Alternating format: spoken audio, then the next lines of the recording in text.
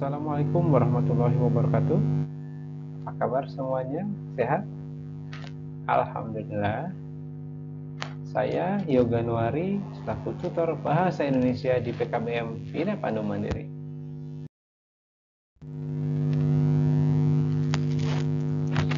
Nah, tentunya kita sering mengomentari ya terhadap suatu hal.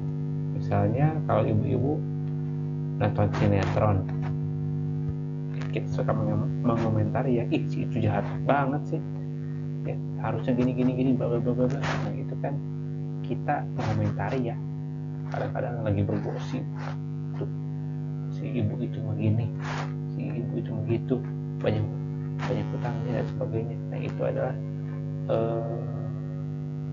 bagian dari mengomentari ya tentang sesuatu hal.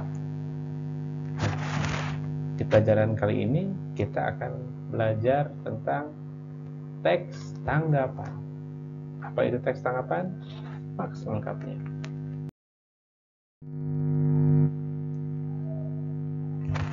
Teks tanggapan. Ya. Ini cirinya bertujuan untuk mempengaruhi, mendebat, membujuk, menyanggah, bereaksi dan sebagainya. Ya. Terus juga merupakan aspek persuasif. Ada juga bagian resume disusun secara kronologis dan berurutan. Dan terakhir, penyampaian efektif, tidak bertele-tele. Ya, jadi teks tanggapan ini ya, kalau saya sebutkan adalah teks yang isinya berupa komentar atau tanggapan terhadap sesuatu hal. Kita mengomentari ya.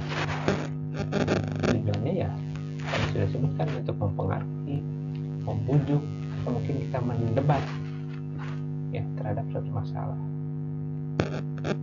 Ya, dalam teks tanggapan ini harus ada aspek persuasif atau ajakan. Ya, dan penulisannya itu harus berurutan dan juga penyampaiannya efektif dan bertele-tele.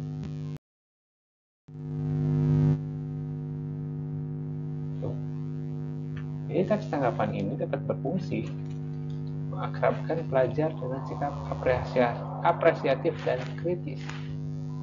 Tanggapan dapat berupa persetujuan, pujian, ketidaksetujuan, dan kritik.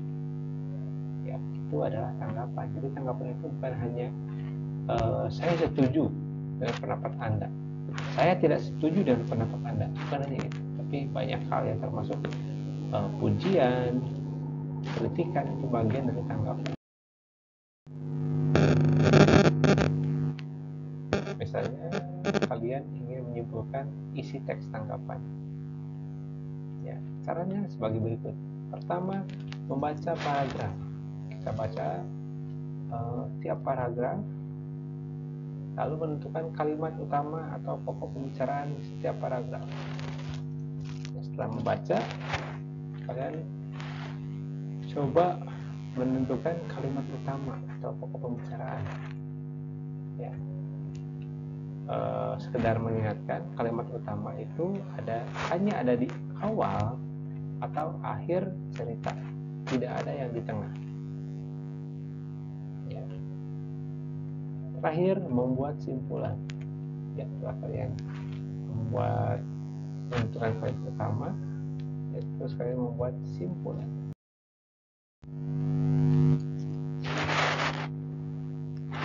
Ada pun kriteria yang harus diperhatikan dalam membuat simpulan. Yang pertama merupakan hasil analisis dari paragraf yang sudah dibaca. Jadi teksnya sudah dibaca, baru kalian cari yang pentingnya saja. Kedua, harus menggambarkan isi dari paragraf tersebut. Ya, simpulan kan memang lebih singkat ya, tapi di sana isinya pasti lebih padat karena banyak hal yang dihimpun dalam simpulan tersebut. Selanjutnya, hanya berisi hal-hal yang terdapat dalam paragraf. Jadi hal-hal yang disebutkan dalam paragraf pasti harus ada di kalimat utama. Adapun struktur teks tanggapan, yang pertama ada kelebihan dan kekurangan. Ya, ada juga penilaian keseluruhan, tidak hanya dengan kekurangan dalam aspek apa saja, tapi keseluruhan. Terakhir ada resume. Ya, jadi ketiga ini sangat penting ya dalam membuat teks tanggapan.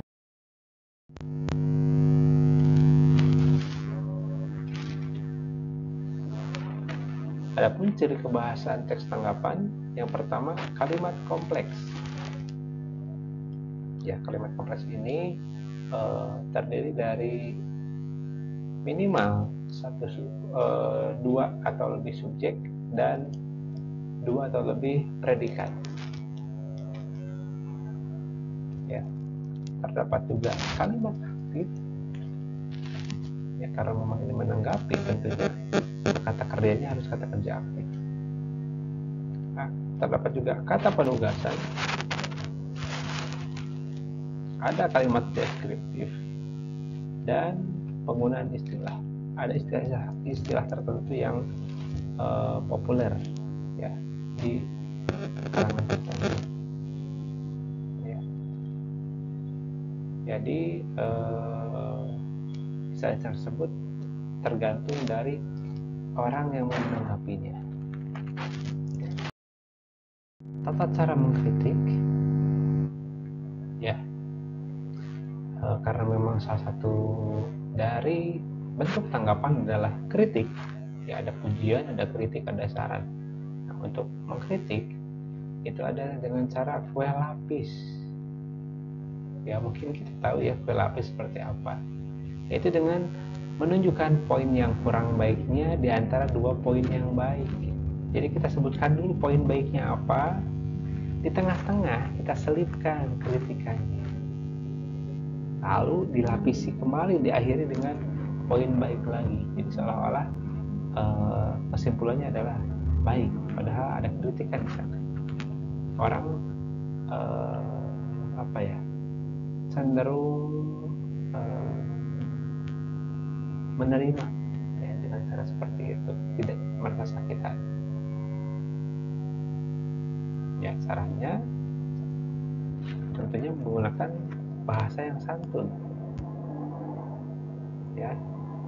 Terus juga kritiklah tulisan atau tindakannya, bukan orangnya. Kalau kita mengkritik orangnya, itu kita namanya membuli. Ya, kritik itu adalah tentang tindakan atau perilaku orang, bukan kita mengkritik subjek orangnya, tapi perilakunya atau tindakan dari orang tersebut. Terus berikan simpulan dan cara melakukan kritik atau saran tahap demi tahap. Dan terima kasih sudah selesai materi ini. Mudah-mudahan ada manfaatnya. Kita bertemu di video selanjutnya. Wassalamualaikum warahmatullahi wabarakatuh.